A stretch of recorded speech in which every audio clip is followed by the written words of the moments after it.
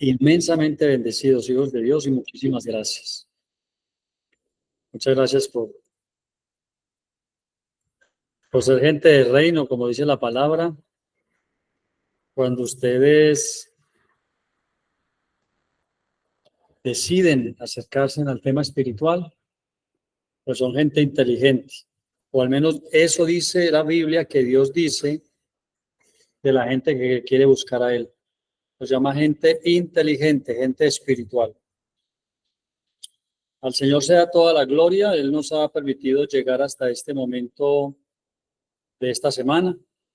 Nos permite hoy reunirnos en este espacio que, pues uno diría, es un espacio que uno saca para Dios, pero realmente es Dios el que nos da el espacio a nosotros para que nosotros nos podamos acercar a Él. Es Dios realmente el que nos da ese espacio, ya que la vida es de Dios, la salud es de Dios y todo es de Dios. Bueno, estamos estudiando la cartilla, así que vamos a introducir en la cartilla, pero vamos a arrancar con un texto de Juan 1:12. Juan 1:11 y 12. Un texto conocido por la mayoría de creyentes, de hijos de Dios. El Evangelio de Juan, el evangelista Juan, nos habla en el Evangelio de Juan capítulo 1, verso 11 y 12. Él dice: vino a los de su propio pueblo y hasta ellos lo rechazaron.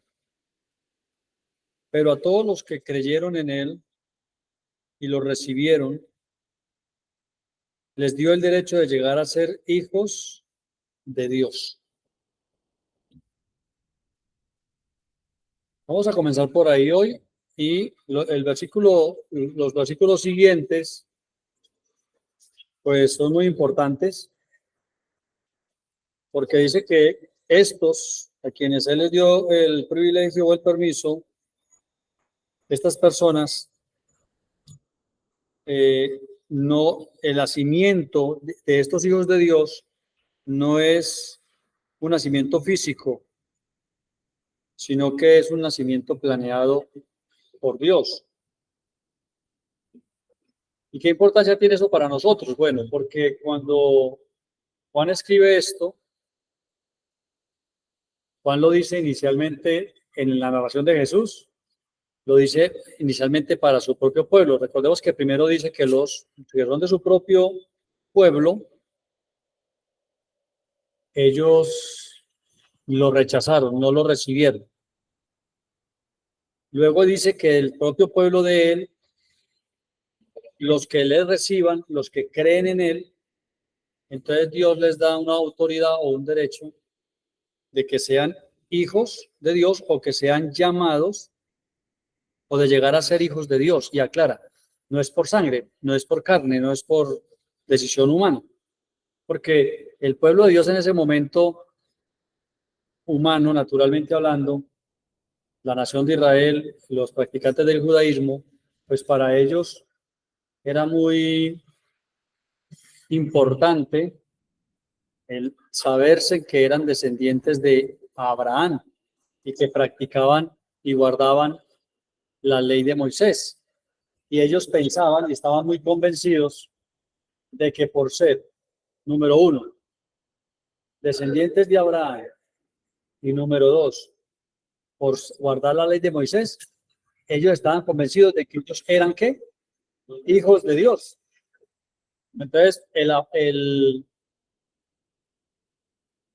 lo que hace el escritor bíblico es que él aclara y dice que Dios decidió que los judíos, para llegar a ser hijos de Dios, allá en ese momento, allá, debían de creer. Y si creían en él, ese era el medio. para ser hijos de Dios. No por línea de sangre. No es que yo soy de las 12 tribus. No es que yo soy descendiente de Abraham. No es que yo guardo la ley de Moisés. No, es por creer. Y eso no ha cambiado. Después de la muerte de Jesús y de la resurrección, pues la Biblia nos invita precisamente a lo mismo. Es creyendo en el Señor que uno es salvo. Leamos lo que dice Hechos, por favor, para que lo veamos también allí, en la carta que escribe Lucas a Teófilo.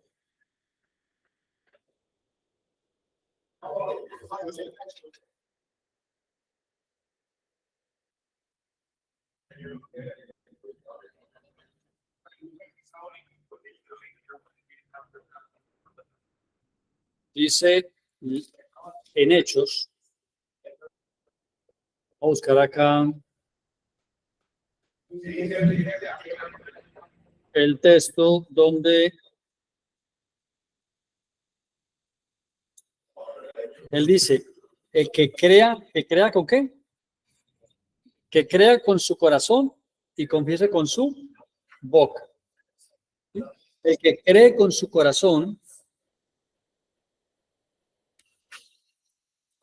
y lo confiesa con su boca, esa persona es salvo. ¿Ah? Es en Romanos, ¿no? Entonces yo estoy aquí en Hechos, pero miremos que entonces es Romanos. Acá me aclaran. Romanos, capítulo 10, versículo 9. Entonces retomo. El apóstol Juan, en Juan 1, 11 y 12, dice, como él vino a los de su pueblo y los de su pueblo lo rechazaron,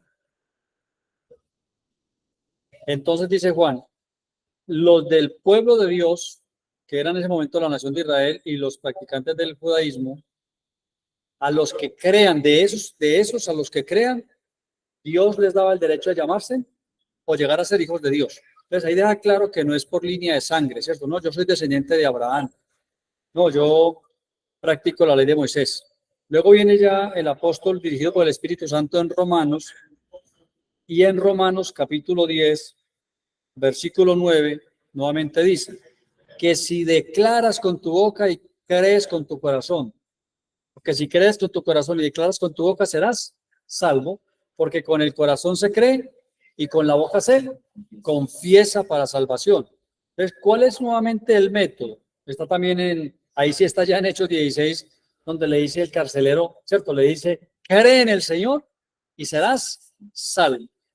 Entonces, igual que para los hermanos judíos que en ese momento creyeron en el Señor, por creer fueron salvos y llegaron a ser hijos de Dios, igual la iglesia, usted y yo, hijos de Dios, porque hemos creído.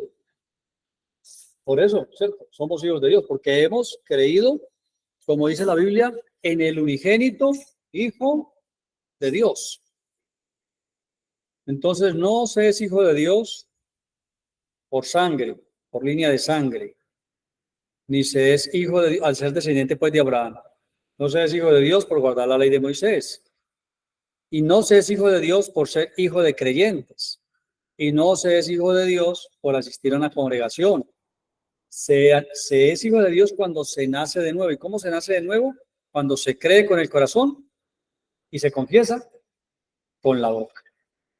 Una pregunta que ha perturbado a muchos durante miles de años.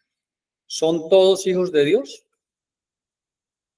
Entonces sale un grupo muy grande a decir, no todos son hijos de Dios.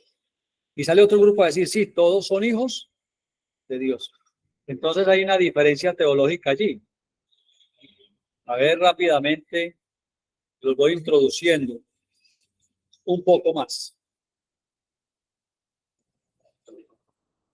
Toda manifestación de vida que haya en el planeta, toda manifestación de vida humana o vida animal o de flora, de fauna, en cualquiera de los reinos, toda manifestación de vida que hay proviene de Dios, porque Dios es el dador de la vida. Y dice, en él estaba la vida y la vida era la luz de los hombres. Esa vida, esa luz vino al mundo. Entonces, toda la vida procede de Dios o sale de Dios. El ser humano, que es el ser que Dios eligió entre toda la creación para decirle esto que no le dijo a ningún otro ser. Le dijo, juzga y sojuzga. O sea, Dios a ningún otro ser le dijo, juzgue y sojuzgue. Pero al único ser que Dios le dijo de la creación, juzgue y sojuzgue, es al ser humano. Ahora, tras la muerte y la resurrección del Señor, son salvos en esta experiencia humana y llegan a tener la conciencia y la claridad de saber quiénes son a nivel espiritual, los que nacen de nuevo. ¿Y quiénes son los que nacen de nuevo? Los que creen con el corazón y confiesan con la boca. Y el resto de los seres humanos no son salvos en esta experiencia humana. O sea, no tienen la experiencia del nuevo nacimiento. Pero lo que sí tienen todos los seres humanos, tanto salvos como no salvos, es espíritu, o el hálito o el aliento de Dios dentro de ellos, porque es lo que sostiene a cualquier ser vivo. El que nace de nuevo o el que reconoce en su corazón que necesita a Dios y le entrega la vida a Dios, entonces sea una oración de fe que haga, cree con el corazón, confiesa con la boca, el que cree en el Señor, en el que nace de nuevo, cualquier expresión que se pueda tener para decir esa acción de creer, que creer implica estar convencido. Entonces, lo que usted cree, pues para creer, primero tengo que saber en qué estoy creyendo, ¿cierto? Entonces, el acto del nuevo nacimiento, por eso es un proceso que se con el primer acto de decir, sí, yo creo en Dios, ahora le voy a creer a Dios. Entonces comienzo a estudiar la vida espiritual, qué es lo que Dios dice para empezar a creer, ¿cierto? No todos los seres humanos en vida humana tienen esa experiencia de saber que tienen espíritu de Dios y que pueden ser hijos de Dios en esta experiencia humana. Entonces, la mayoría viven como seres humanos, con mucha religión, con muchas prácticas, pero con poca espiritualidad. Entonces, por eso, no todos son salvos. Porque la salvación no tiene que ver con no ir a algún lugar después de la muerte. Porque el espíritu siempre va a regresar del lugar de donde vino. ¿Y de dónde viene el espíritu? De Dios. Es el alma humana la que en esta experiencia humana anda perdida. ¿En qué andaba perdida? ¿O en qué andan perdidas? Leemos que andábamos nosotros. La palabra dice en Efesios, y Pedro también lo dice, vosotros estabais muertos en vuestros delitos y pecados. ¿Y en qué momento experimentamos la muerte? ¿En qué momento estábamos muertos en delitos y pecados? ¿Antes de nacer? ¿Cuando nacimos como humanos? ¿O después de que nos morimos? Cuando nacimos como humanos, como están miles de personas muertos en sus delitos y en sus pecados.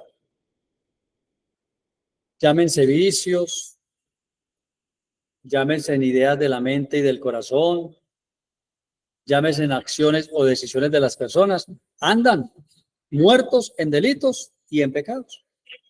Los que nacen de nuevo, entonces ya de ellos se puede decir, ustedes estaban muertos, estaban.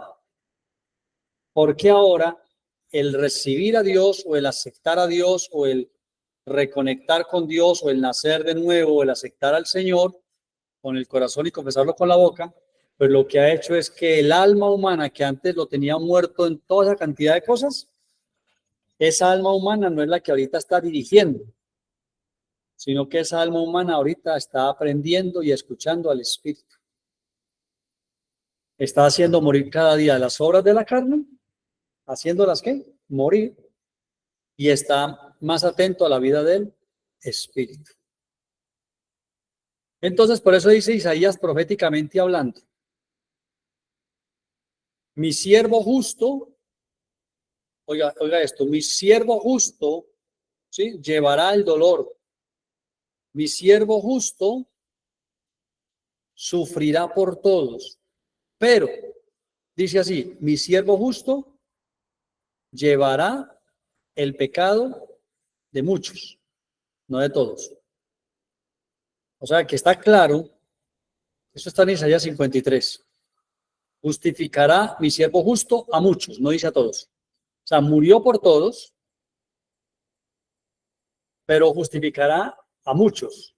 Usted y yo, por la gracia de Dios, estamos entre los muchos. ¿Y por qué no todos? Porque no todos proceden al arrepentimiento, lo dice claramente el Nuevo Testamento. Porque no todos creen en el Señor. Porque no todos en vida van a tener la experiencia de volver a estar en paz con Dios. Entonces, aquí lo preocupante no debe ser, ay, y entonces fulano de tal o fulano de tal, no. No, aquí lo que uno debe enfocarse es decir, gracias a Dios, que por la gracia de Dios, únicamente usted y yo estamos entre los muchos. ¿Por qué es así? Porque Dios lo quiso. Ahora, a todos Dios les hace la invitación, pero no todos escuchan el llamado. Y entonces cuando mueran al final, no se preocupen, no se preocupen. Cuando mueran al final, nuevamente explicamos, el espíritu vuelve a Dios. El cuerpo lo deben de enterrar o llevarlo a un estado final. Y el alma no se va, oigan, no se va a perder, ya estaba perdida en vida, no es que andaba en odios, en rencillas, en rencores, andaba en chismes, andaba en pleitos, andaba en brujerías, algunos hasta homicidas, algunos parricidas, matricidas, andaba enredado en tantas cosas que aunque estaba vivo biológicamente hablando, estaba muerto. Es decir que nosotros todos los días nos relacionamos con mucha gente muerta porque tienen vida biológica, piensan como almas humanas, pero ni un ápice de vida espiritual.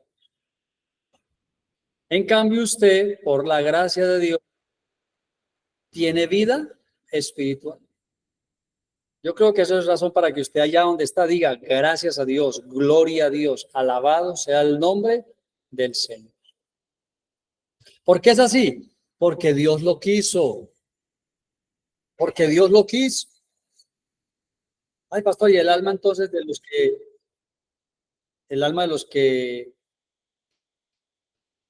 murieron así, pues que no fueron salvos, ¿qué va a pasar con ellos? Pues ya en vida no era salva. Entonces, esas almas quedan en un estado de inconsciencia o dormidos, quedan en el olvido de Dios, a la izquierda de Dios, pero oído, no en un tormento, no en un tormento, porque Dios, incluso con los que no creen, no es injusto, ¿sí? No en un tormento. Y las almas de los que creyeron entregan el cuerpo e inmediatamente pasan al cuerpo espiritual. ¿A qué? A continuar la vida espiritual. Porque acá la tierra puede tomarse como una escuela de alto entrenamiento. Y sí que es de alto entrenamiento. Incluso algunos de ustedes en este momento están en unas materias muy duras, muy difíciles. Difíciles. Que ustedes dicen a veces, uy, yo no creo. Yo creo que me voy a rajar. Yo creo que no voy a pasar el examen. Porque la materia que está trabajando Dios en este momento con ustedes, con algunos, es muy dura. Hay otros que ya pasaron esas materias y están en otras más suaves. Entonces, todos en vida reinamos por medio de Cristo. Entonces, ¿cómo se es salvo? Cuando se cree con el corazón y se confiesa con la boca. Cuando se cree que Jesucristo es el Hijo de Dios y se confiesa con la boca. ¿Cómo se recibe eso? Por tener una línea de sangre. Yo soy descendiente de alguna de las tribus. No, no es por sangre ni por voluntad humana.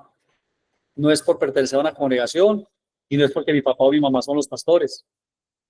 Es una decisión de cada persona ante el llamamiento de Dios. Dios está invitando. Dios está invitando. Jesús dijo claramente en Mateo 11:28. Venid a mí, todos los que están trabajados y cargados, que yo los haré descansar.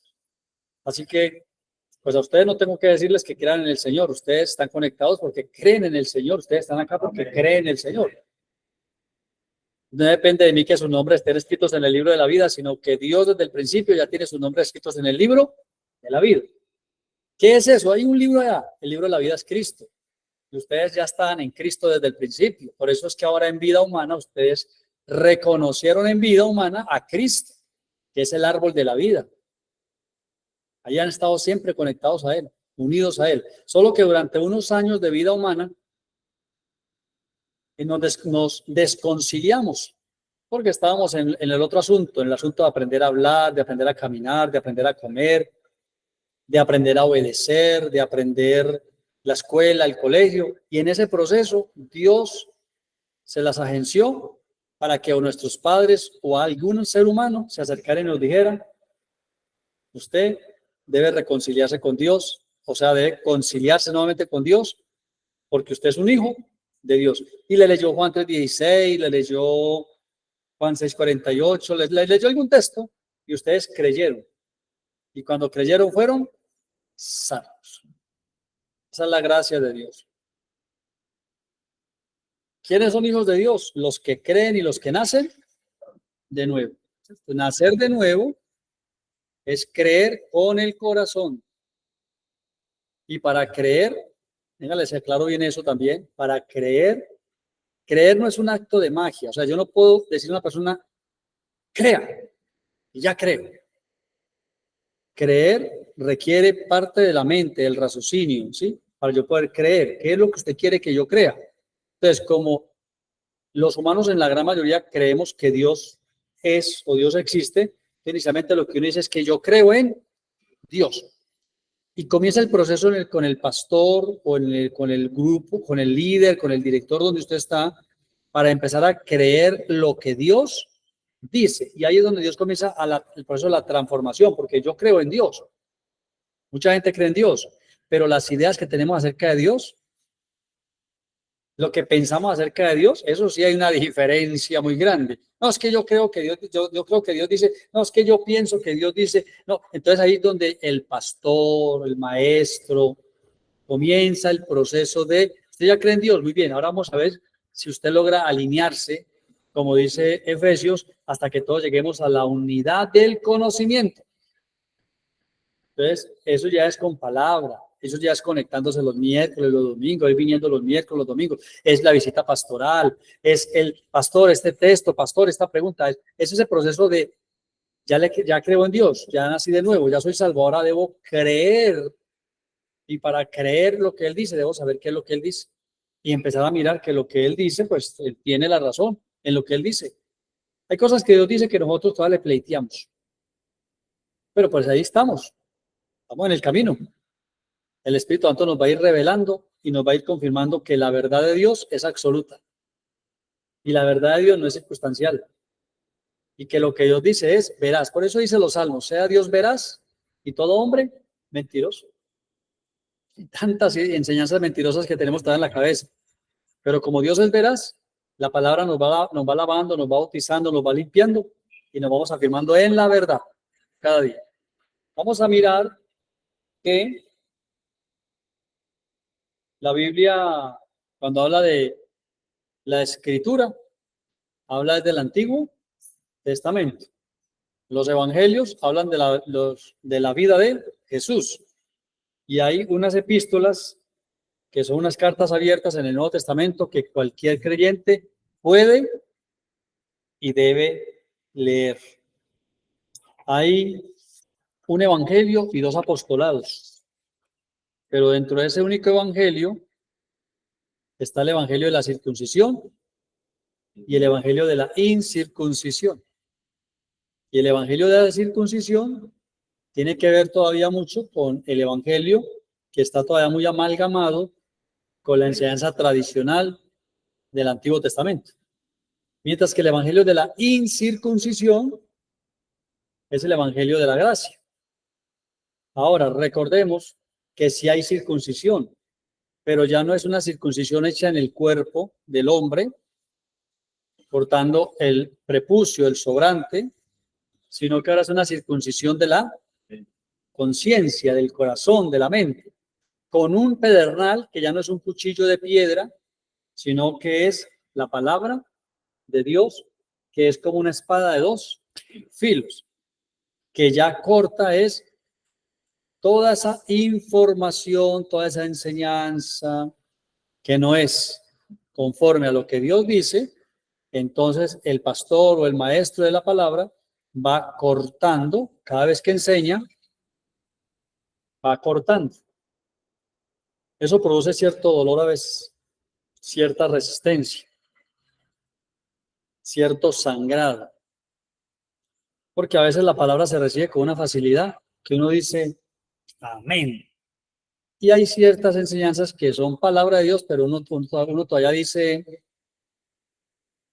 casi que uno le dice a Dios, sabiendo que es palabra de Dios, uno dice, déjame pensar. Pero sin embargo la palabra sigue cortando, porque él dice circuncidad, no el prepucio, sino el corazón. O sea, la mente, de todas esas enseñanzas que no son, que ya no van.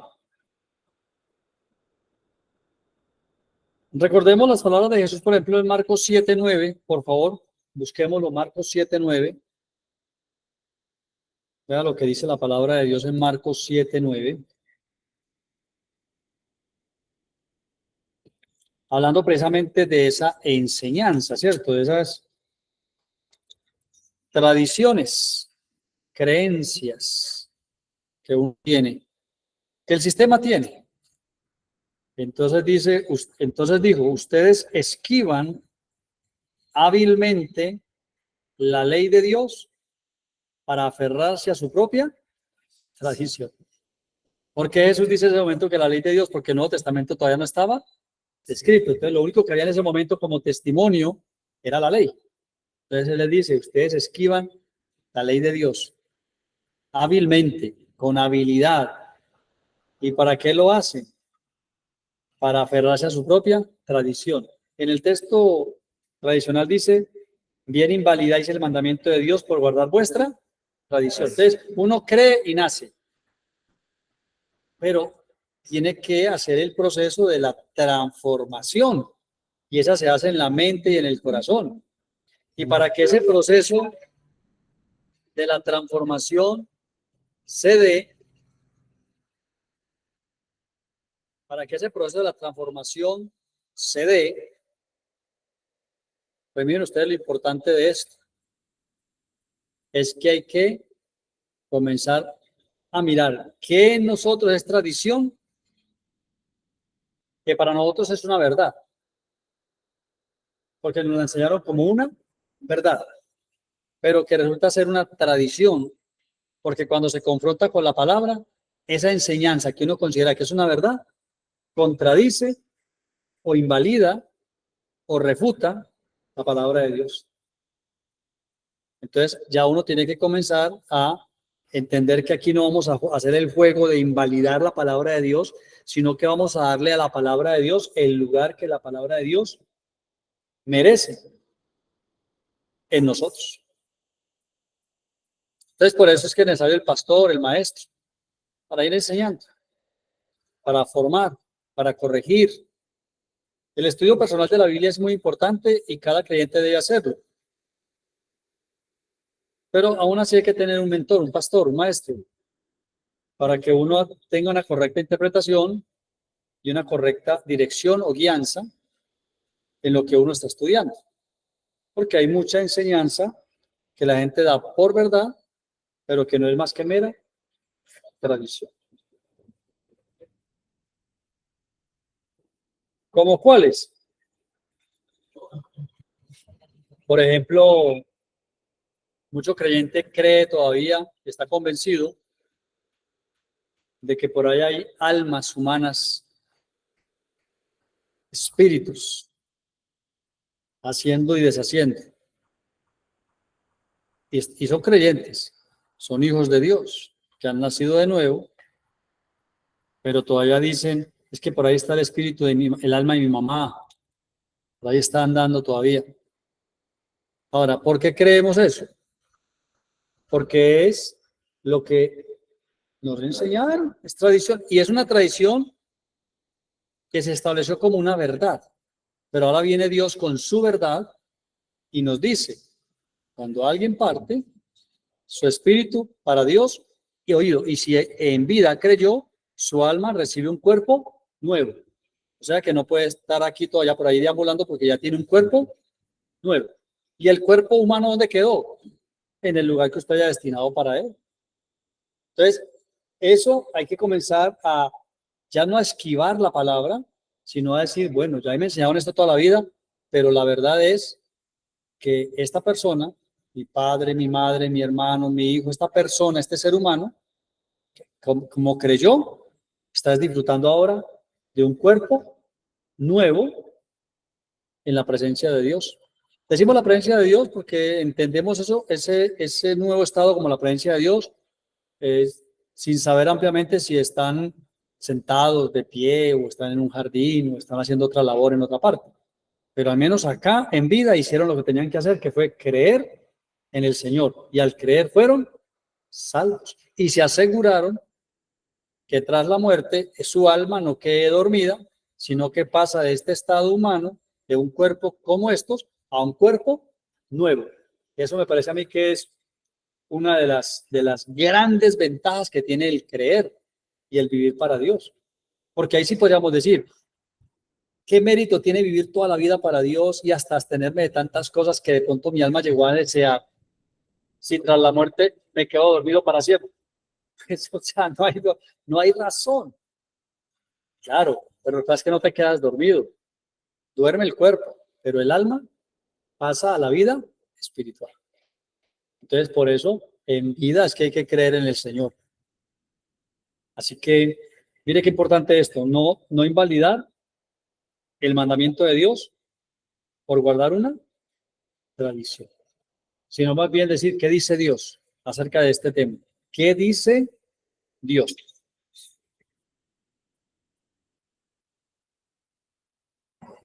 Vamos también a mirar, por favor, en la página número 30 de la cartilla, ya para que oremos esta noche. Gálatas capítulo 5. Gálatas capítulo 5. Vamos a mirar, por favor, allí la palabra de Dios. Gálatas capítulo 5.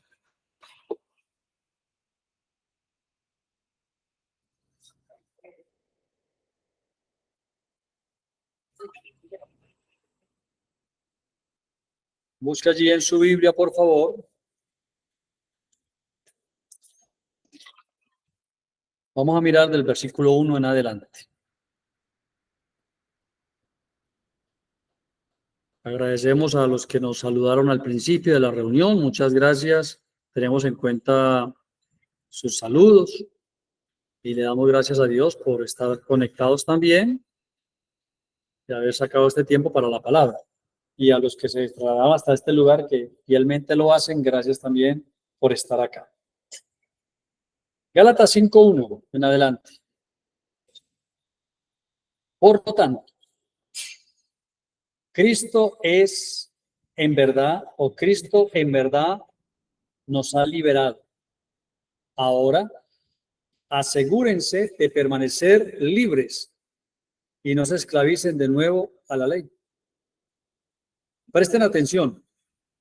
Yo, Pablo, les digo lo siguiente. Si dependen de la circuncisión para hacerse justos ante Dios, entonces Cristo no les servirá de nada. Lo repito, si pretenden lograr el favor de Dios mediante la circuncisión, entonces están obligados a obedecer cada una de las ordenanzas de la ley de Moisés. Pues, si ustedes pretenden hacerse justos ante Dios por cumplir la ley, han quedado separados de Cristo. Han caído de la gracia de Dios. Sin embargo, los que vivimos por el Espíritu, esperamos con anhelo recibir por la fe la justicia que Dios nos ha prometido. Pues una vez que depositamos nuestra fe en Cristo Jesús, de nada sirve estar circuncidado o no estar circuncidado. Lo importante es la fe que se expresa por medio del amor. Y una pregunta del apóstol, ¿no? Ustedes corrían bien la carrera.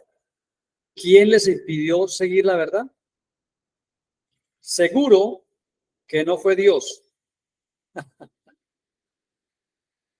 Seguro que no fue Dios. Porque Él es quien los llamó a ser libres. Esa falsa enseñanza es como un poquito de levadura que impregna toda la masa.